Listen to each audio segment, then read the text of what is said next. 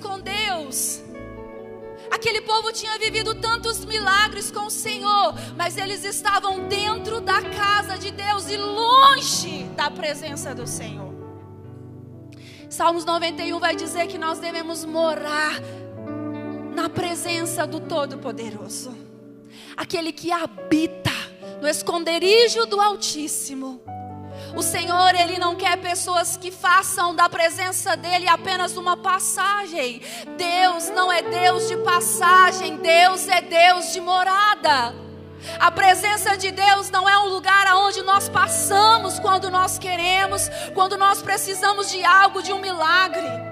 Eu tenho certeza que se nós dessemos oportunidade para todos que estão aqui, todos nós temos um testemunho para contar. Ainda que você seja um novo convertido, ainda que você esteja começando agora na caminhada, eu tenho certeza absoluta que em algum momento Deus fez algo extraordinário na sua vida. E nós não podemos viver movidos pela emoção. Nós não podemos viver movidos pelo nosso achismo, pelo nosso egoísmo, porque não foi esse o propósito pelo qual Deus amou o mundo e entregou o seu Filho para morrer pela humanidade. Quando Deus fez esse movimento, Deus não estava empolgado, Deus não estava apenas entusiasmado, Deus estava, querido, desejoso de ter um povo escolhido santo, de ter um povo que representasse o céu aqui na terra. As estações nas nossas vidas mudam, sim ou não? Assim como a estação do frio, do inverno, do outono, da primavera. Há tempo para todas as coisas, e isso também acontece nas nossas vidas. Nós somos afetados pelas circunstâncias, e não adianta dizer, eu sou cristão e isso não vai me afetar. É mentira, isso seria religiosidade e hipocrisia. Nós somos afetados sim, as circunstâncias nos abalam sim. Uma traição nos abala, uma doença nos abala, um momento difícil nos abala, a falta de um emprego nos abala. Há momentos que nós estamos abalados espiritualmente, ministerialmente. Mas tem algo, querido, que não pode acontecer na nossa vida. Nós não podemos confiar na força dos nossos braços. Nós não podemos confiar em nós mesmos, porque enganoso é o coração do homem. Mas o Senhor, não, Ele não é enganoso. O Senhor não mente, Ele não falha. O Senhor não tarda, Ele não nos engana. O Senhor não é movido pelas estações ou pela circunstância. O Senhor é Deus, Ele é poderoso, Ele é fiel, Ele é justo, Ele é onipotente, onisciente, onipresente. Ele é um Deus, querido, que abre portas e fecha portas. Ele é Deus presente, Ele é Deus de perto, Ele é Deus dos céus e é Deus da terra. Ele é o Deus que te ama, Ele é o Deus que nos escolheu e que nos chamou. Aleluias! Se você veio prestar um culto a Ele, então abre a sua boca e adore o nome dEle. Aleluias, o Senhor, Ele não muda, mas nós mudamos. Mas sabe, interessante, nesse versículo logo abaixo, no capítulo 7, o Senhor vai fazer um convite a Israel. Ele vai dizer para eles no 6, olha, eu não mudo. E por eu não mudar, vocês ainda continuam vivos. Sabe, hoje nessa manhã, enquanto tudo acontecia, o Senhor, Ele me fazia entender o real motivo dessa palavra liberada. Nós não estamos aqui porque nós somos bons, nós estamos aqui porque Ele não muda. Porque se Deus mudar, se fosse levado pela circunstância, nós não estaríamos aqui. Nós somos terrivelmente terríveis. Eu não sei você, mas eu sou. Nós não somos santos porque nós somos perfeitos. Nós somos santos porque o sangue de Jesus, a graça nos alcançou. Nós somos santos porque fomos santificados pelo sangue derramado na cruz do Calvário. Somos santos porque o amor de Deus Pai nos alcançou. Somos santos porque fomos separados a partir do momento que nós cremos com o nosso coração e com os nossos lábios. Nós confessamos que Jesus Cristo é o Senhor, é o Filho de Deus, que Ele é o Cordeiro Santo que tira o pecado do mundo, que Ele veio nos salvar, nos redimir e nos religar de volta a Deus Pai, que Ele veio nos tornar de criaturas a filhos de Deus. Por isso somos santos, não porque nós somos perfeitos, mas porque a graça nos alcançou. É por esse motivo que nós estamos aqui, porque Deus não muda. Se Deus pudesse nesse momento, igreja, colocar na nossa frente, cada um de nós, um telão que pudesse falar daquilo que as pessoas não vê que nós fazemos. Fala, ai, faz isso não, Senhor. Se nós pudéssemos agora ter esse privilégio de Deus poder colocar na nossa frente, cada um de nós, um telão da nossa vida para mostrar para nós aquilo que nós fazemos e que as pessoas não sabem. Aquilo que nós falamos e as pessoas não ouvem. Aquilo que nós pensamos e as pessoas não sabem. Aquilo que vem ao nosso coração e as pessoas não sabem. Será que nós ficaríamos tranquilos? Ficaríamos, igreja? Olha para o irmão que está do seu lado e fala para ele, dói mesmo, mas passa. Imagina você agora um telão descendo na sua frente. E o Senhor te revelando, te mostrando, te lembrando tudo o que você faz, pensa, fala, sente, que as pessoas não sabem. Estaríamos aqui? Estaríamos aqui, igreja? Por que nós estamos aqui? Fala para o irmão que está do seu lado, porque Deus não muda. Ele é misericordioso. E nós estamos debaixo da graça, nós estamos debaixo do favor de Deus através de Cristo Jesus. É por isso que nós estamos aqui. Nós não somos perfeitos, nós não seremos perfeitos, mas nós temos sido aperfeiçoados para a glória de Deus. O Espírito Santo de Deus que habita em nós, desde o momento que Jesus foi aos céus e Ele clamou ao Pai, envia o Teu Espírito para que Ele esteja com eles. A partir desse momento, querido, nós temos um Deus Espírito Santo que mora em nós e Ele vem insistindo nas nossas vidas. Ele tem nos aperfeiçoado para a glória de Deus Pai. Não é porque nós somos bons, é porque Ele é bom. Ele é fiel, Ele é justo, Ele é poderoso.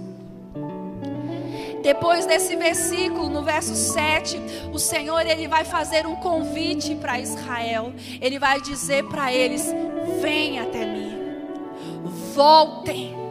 Vamos lá ler? Deixa eu ver se consigo abrir aqui. Verso 7. Verso 7 diz assim: voltem para mim, e eu voltarei para vocês, diz o Senhor dos Exércitos. Mas vocês perguntam: como voltaremos? Mas esse como não é como nós vamos voltar, como nós vamos fazer. O povo estava questionando a Deus do porquê. Mas voltar para onde? Voltar por quê? Eles estavam tão frios espiritualmente, eles estavam tão endurecidos, seus corações tão religiosos, que eles se afastaram de Deus e eles não perceberam que se afastaram de Deus. É por isso que eu falei que o testemunho dessa jovem, ela veio como uma flecha no meu coração. Porque às vezes a gente continua como esse povo e essa nação de Israel. A gente continua dentro do templo, a gente continua adorando, a gente continua ouvindo a palavra, a gente continua sendo ensinado, a gente continua trazendo dízimo e oferta, continua varrendo, limpando, servindo, recebendo, mas nós continuamos em um lugar onde Deus não tem continuidade dentro dos nossos corações, aonde na verdade Deus não tem acesso às nossas vidas. Nós nos tornamos religiosos. E se nós queremos ser religiosos, nós já estamos errados. Porque lá no Novo Testamento, Jesus vai dizer que a verdadeira religião é o cuidado com os órfãos e com as viúvas. Já começa a ter um trem de errado que não está certo. Porque eu não estou sendo nem religioso. Porque se eu estiver sendo religioso dentro daquilo que a palavra diz que é religião, eu estaria cuidando dos órfãos e estaria cuidando das viúvas. O povo não estava entendendo isso, o povo não estava enxergando isso. Sabe por quê, queridos? Porque nós começamos a acostumar. A gente acostuma com a igreja, a gente acostuma com o louvor, a gente acostuma com a palavra. A gente acostuma.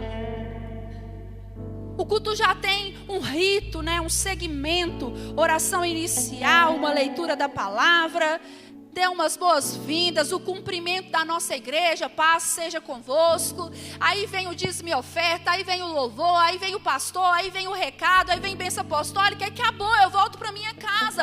Mas de verdade, querido, o que isso tem edificado a sua e a minha vida? Se o nosso coração não estiver em cada rito, em cada movimento, se Jesus não for o centro de tudo que tem sido feito, de verdade, o que nós estamos fazendo na presença de Deus? Se a presença de Deus não estiver dentro de nós, querido, me perdoe, mas nós estamos apenas perdendo o nosso tempo, caminhando para o inferno, achando que estamos servindo aos céus. Vocês disseram aqui que o Senhor procura verdadeiros adoradores. Não disse, irmão? Você disse. O Senhor procura. Vocês sabem o que os levitas faziam? Porque levitas é a tribo de Levi, né? E a tribo de Levi era responsável pelo cuidado do altar. Eles carregavam a arca. O que significa arca? Presença de Deus. Adoradores. Aqueles que carregam a presença de Deus. Eu estou falando com eles, mas serve para você e para mim. Porque eles tocam e cantam aqui, nós repetimos aí embaixo. Eles direcionam aqui, nós vamos conduzidos aí embaixo. Mas nós estamos cantando para quem? Nós estamos adorando a quem? Cada corda que é tocada, cada dedo desse teclado que é apertado, cada prato que você toca, o que está sendo adorado? É o nosso eu, o nosso ego, ou é o Senhor? Cada palma que nós batemos, cada glória que nós damos, já está automático em nós, ou o nosso coração está apontando para o Rei dos Reis e para o Senhor dos Senhores? O que me move está sentado nessa cadeira. O que me move está em cima desse altar. O que me move trazer a palavra de Deus é o meu eu? É a doutrina? É o costume? É a religiosidade? Ou é a presença do Todo-Poderoso? Por que nós estamos aqui? Por que é que nós viemos? Por que a circunstância tem nos mudado, nos moldado? Emily, tu é corajosa, mulher. Isso então é uma coisa que eu admiro, é gente corajosa. Porque você não foi hipócrita, você foi verdadeira. E o Senhor Jesus, Ele ama um coração quebrantado, contrito, sincero. A esse Deus não desprezará. Quantos de nós temos vivido isso que essa jovem falou? O meu coração não pulsa mais por nada que eu faço. Eu venho no culto, mas o meu coração não está pulsando por eu estar aqui. Estou falando mentira, igreja? Misericórdia, gente. Tá tão doído assim? Calma que o bálsamo vai descer. Mas eu não vim amaciar nem o meu e nem o seu. Quando eu entrei aqui, já tomei uma burretada. O que Deus falou comigo. Quer parar por quê? Por que você quer parar? Porque já não é mais como antes, mas não foi eu que mudei, foi você. Por que você não está sentindo mais como antes? Por que você não fala mais em línguas? Por que não tem mais batismo com o Espírito Santo? Por que o culto não é mais legalzão como antes? Porque Deus não mudou, Ele não muda. Ele permanece o mesmo. Mas nós mudamos. O nosso motivo de adorar ao Senhor mudou, porque na verdade Ele nem é mais o centro. Nós nem perguntamos mais para Ele, qual louvor o Senhor quer que eu cante nesse culto hoje? Como é que vai ser a programação desse culto hoje, Senhor? Se nós tivermos algo programado, o Espírito Santo de Deus falar muda, a gente fala, mudo nada? É verdade ou não é? Se algo acontecer de diferente no culto, porque o Espírito Santo de Deus mandou, nós, querido, falamos assim, poxa vida, hoje o culto ficou tudo esquisito. É ou não é, igreja? Nós não temos mais o hábito de perguntar para Deus o que Ele quer. Nós somos movidos pela nossa vontade. Deus não muda, mas nós mudamos.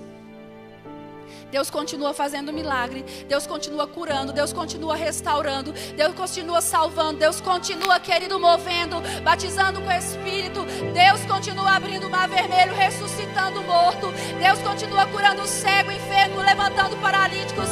Deus ainda tem uma geração de adoradores que o adoram em Espírito e em verdade. Deus continua tendo a unção para derramar sobre as nossas vidas.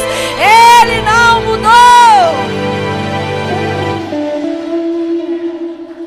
Talvez você e eu nos encontramos nesse lugar, o nosso coração não pulsa mais, por nada. De vez em quando ele emociona, né? De vez em quando ele dá uma empolgada, mas ele não arde mais, não pulsa mais. E por Deus não mudar, há um convite dele para a nossa vida: voltem para mim. Voltem para mim e eu me voltarei para vós, diz o Senhor dos Exércitos. Voltem para mim. Há um convite de Deus para mim e para a sua vida nessa manhã, e não tem a ver com religião, nem com doutrina, nem com homem. Há um convite dos céus para a nossa vida na manhã, e esse convite é: volte para mim. Aonde foi que o seu coração parou de pulsar? Por que você não chora mais? Por que nós não nos derramamos mais na presença de Deus? Por que estar na igreja não nos traz mais alegria? Por que nós estamos desanimados na fé? Voltem para mim, porque eu, o Senhor teu Deus, não mudo. Voltem para mim e eu me voltarei para vós. Ainda existe essa esperança, porque Deus não mudou.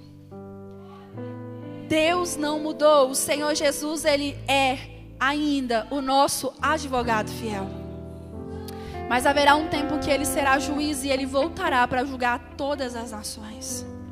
Ainda dá tempo de nós voltarmos, ainda dá tempo de nós despertarmos, ainda dá tempo de nós nos arrependermos, ainda dá tempo de nós buscarmos, ainda dá tempo do Espírito Santo nos guiar, ainda dá tempo de sermos transformados, curados, quebrados, lapidados, restaurados, avivados, despertados. Ainda dá tempo de Deus nos levantar no meio dessa geração, ainda dá tempo de Deus te usar, ainda dá tempo de Deus mudar a sua história, ainda dá tempo, ainda dá tempo, ainda dá tempo. Oh, aleluias, aleluias. Eu não sei como você está na sua caminhada com Cristo. Eu não sei como você está na sua vida espiritual e ministerial. Eu não sei como você está como marido e esposa, como filho, como jovem. Mas há uma palavra e um convite de Deus para as nossas vidas nessa manhã. Volte para mim e eu me voltarei para vós. Eu não vou me prolongar porque já foi pregado. E aí aí já é psicologicamente dizendo. Há um determinado tempo para a gente absorver. Depois já não absorve mais nada. Não adianta. Você pode matar o povo, gritar com eles que não vai dar certo. Então nós já passamos desse limite. E o pastor me deu incumbência de ministrar a ceia. Eu falei para ele, ele falou tu. Eu falei ele falou tu. Então amém. Amém. Eu quero pegar o gancho dessa palavra. Deus não muda, quem muda somos nós. Para falar sobre Elias e nós podemos participar da ceia do fortalecimento. Hoje, na igreja do Evangelho Quadrangular, em todo o Brasil, as igrejas estão se movendo para que todos participem desse momento. A água e o pão. O Espírito Santo e a